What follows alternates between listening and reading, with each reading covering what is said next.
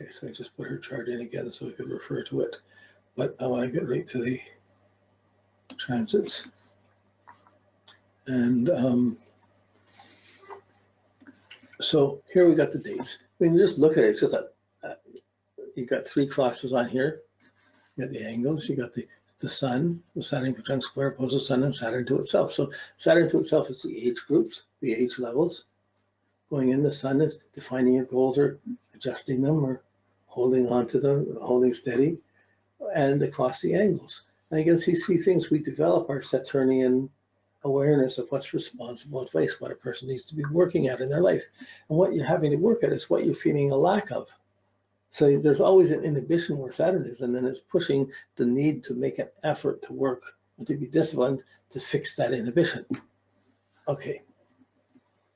So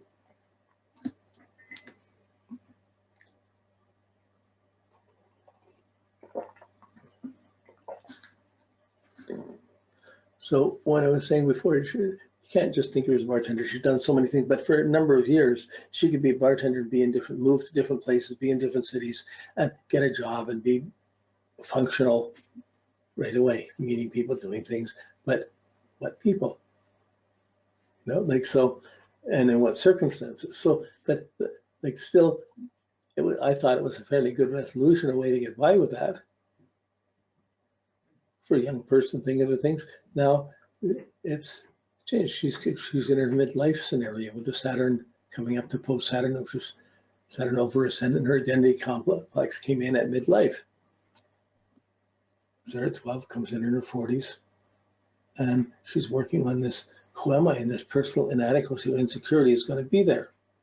So okay, let's get the exact dates of this. Here in the chart here. It's not exactly the same as the other charts because on this chart where we have the zodiac is put in the center and the Aries is on the left. So it starts from wherever Saturn goes in. It's just by the signs that they're in. So Saturn here in Cancer, down below, it's in the 7th house. So you'll see the shaded half on the side here. Whereas on the chart on the right, you see we do it when we draw the chart. We have the computer always puts the ascendant on the left. I don't always with my other charts, but this we generally have this. So you have the shaded half below. Here you see the shaded half on the side. So there's no confusion what's above, what's below, or what's rising or setting. Here's our Saturn, and it's gone around once and a half. So it's come up now. It's it opposed in 1991. It's opposing, and Saturn will oppose itself in 2020. Next year starts in February. Okay. That's the end of the midlife story. What's next? I don't live like I have to. You have to reassess what you're doing, but that's the basic age factor. Okay. A new understanding. How have I lived up to now? What am I going to do next? How am I going to do it differently? Where am I? And Saturn implies work or work on our effort to. Okay, so you see it. You're not usually in chat. Oh, have I lived like this? Oh, look, I'm going to do like this. No, it's not. Geez, I live like that. That's what I got. What am I going to do now? That's more the Saturn. Now the kids are gone or whatever, and have kids. But it's just I don't think she had kids. So that's Saturn to the Saturn. Everybody goes through it about this time. But her Saturn, back up a little bit, it went over ascendant in starting January 2018 and finishing this month, October 11th. 2019, last hit on the ascendant.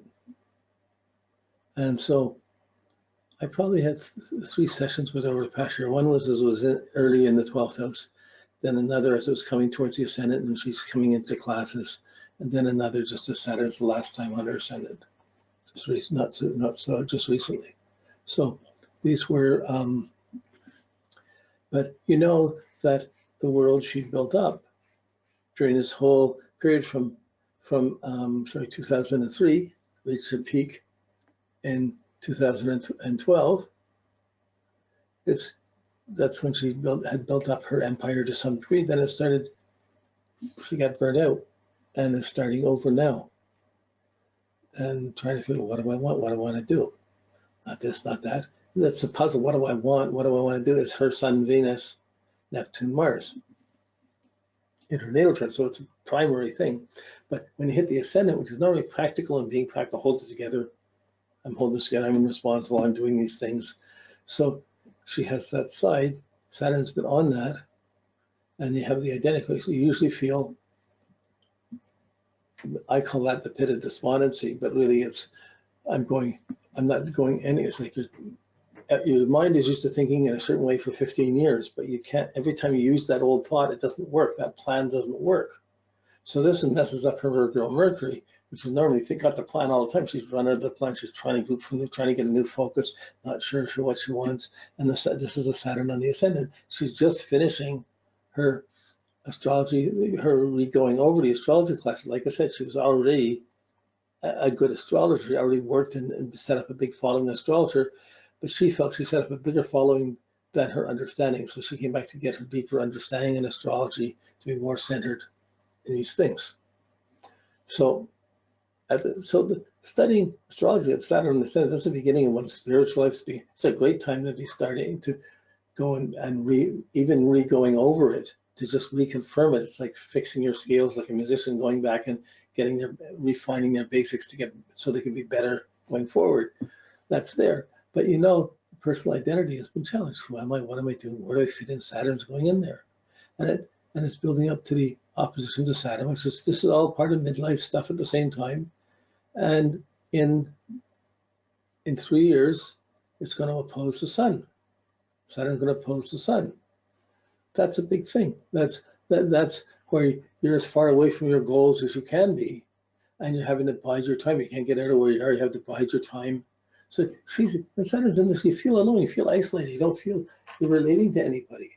Or some people will get into a relationship and kind of stay hiding in a relationship and that might not work. So how much she's done the astrology already, that's a big deal. She went through this.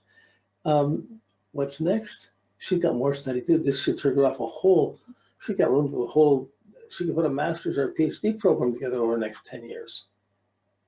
Imagine she got a master's, a degree in psychology, and then put psychology and astrology and mysticism and religions together. Well, she'd be a really wise person, and everyone would be coming to her. She'd be lecturing, teaching, she'd be traveling everywhere.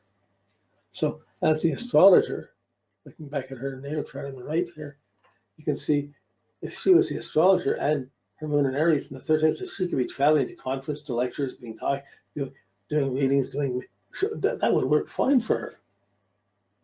But so it's a question of what you want to do and how much effort you want to make and how do you want to live. So for her, a lot of it is about who's real, what's relationships. So she has a puzzle in relationships. Anybody that's just her Capricorn says practical. She's kind of earthy and practical with a fiery side, with the moon in Aries. But she could so easily attract that Cancer descendant, the mushy guy who's needy and sympathetic and the minute someone goes, oh, where are you, or what are you doing? She's going to just disconnect in a second. She's not going to want the wimpy guy. Really, she has this substantive side, so she's not going to even really want the nice guy. She's going to attract the adventurous, wild cowboy, the Tarzan, who's going to have his own complications. So it's hard to say. This is a self-centered side. Saturn through the first quadrant is the most selfish phase. It's who am I, what am I going? She's repeating a cycle that would have happened 88, so she would have been 13 to 17, 13 to 19. That whole phase, as a teenager, she's going through in her 40s. It's through her midlife. And we all do it. It just happens to be the identity complex. So she would have conflict, who should I be, who should I be as a teenager. Then it's the same thing now. Not married, on my own, where should I be, what should I do, what am I going to do? I don't want to fit in, I don't want to live a boring life. She has puzzles. Smart mind, difficult choices. So there's some idea that a person could go somewhere, get involved in a relationship, or get anchored in somewhere, or it could just be on the road for a few years, just be traveling. Why do a bit here, a bit there, go here, go there, and that would suit her Aries moon. But sooner or later, she can get tired of that with the Saturn opposed to the moon, or she could, and maybe if a relationship comes in now, she could hide in it, and then it'd be difficult by Saturn opposed to Sun. But if she avoided any serious relationships, she's not likely to avoid, because she's got the sun in the 8th. Her relation, she's so geared to being useful and being helpful to someone, and whether it's not saving the guy, just having the adventure with someone. She gets her relevance from that.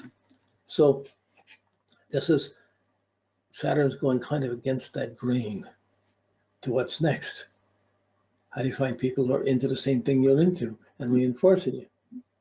So there's still things to be learning along this. So we see in a few years, we get the Saturn opposed Saturn. I don't make that as a big deal. That's just a midlife thing for everybody. But that is coming up to the Saturn opposed the Sun. That's the next phase. She just had the Ascendant opposed the Sun. This is a whole phase that's not the most encouraging. It's self-working. It's personal growth. It's personal development. But the personal growth and personal development is difficult for someone who's used to getting relevance from other people. So, and can easily, and is prone to setting up careers. I'll do a job this way, I'll set up this way. So she may set up another astrology thing, or she may be travel, I'm not sure. But you get the sense that she's got 3 or 4 years to play with this, then she's going to get burned out somewhere. You can't know at this point whether it's burned out on a relationship or burned out on a business she sets up again, if she sets up, or whatever, or avoiding business, then finally realizing this is to being caught in a lull and having to get more studying to build more strength to get a better business that will work for her. So this is the struggle of Saturn going through the quadrant, and you see the opposition to the Sun. So that's the significant things going on. Okay, once it gets to the IC, which is going to be, it was a 99, it was 14, when in 28, 27, 28, it hits at 28, it hits the IC again, she's going to get motivated again. And then she's going to be pumped up. She's going through that. Once you finish the first cycle, you're going around the second cycle, and she's building up to build up through the descendant up to the midheaven. She's building up, and then everything's working towards her in those periods. So her later part of her life, in her 50s now, that's a strong time. But right now, it's a regrouping time. It's a challenge. How she does it, I don't know. As soon as she told you a few things, I just mentioning a few things, but it's the puzzle is there, and she's on her own, but doesn't want to be. But how do you know who you should be, who you're going to attract, where you fit in, what you do? It's a big puzzle for her. Who's reliable, who's not? And the people that are most reliable, she's not going to be wanting. She's going to be interested in the more adventurous, evasive people, the Tarzans. So, okay.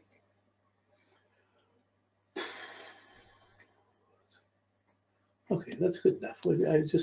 There's always so much to do, and we just have to go along and you're just working the chart. So we've got the sense of the Saturn.